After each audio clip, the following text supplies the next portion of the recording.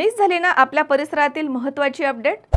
तर मग आजच C24 तास हे आपल्या YouTube चॅनलला लाईक करा, शेअर करा, सबस्क्राइब करा आणि बेल आयकॉनवरती क्लिक करायला अजिबात विसरू नका। इस्लापूर पोलीस ठाण्याचे नूतन सहाय्यक पोलीस निरीक्षक रमेश जाधवर यांनी अवैध रेती वाहतुकीच्या विरोधामध्ये धडक कारवाई करत रेतीची तस्करी करणाऱ्या ट्रॅक्टरवरती कारवाई केली आहे आणि हा ट्रॅक्टर जप्त केलाय।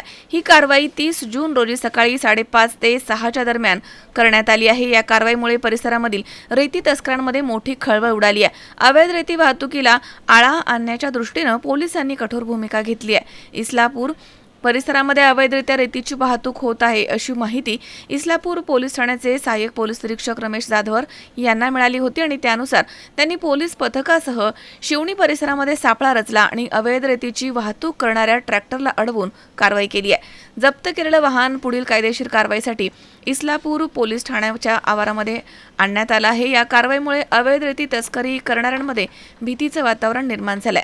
अवैध रेती उपसा आणि वाहतूक करणाऱ्यांच्या विरुद्ध आता यापुढे देखील कठोर आणि दंडात्मक कारवाई सुरू राहणार आहे असा इशारा सहाय्यक पोलीस निरीक्षक जाधवर यांनी दिला आहे। मझहर शेख, C24 तास, नांदेड।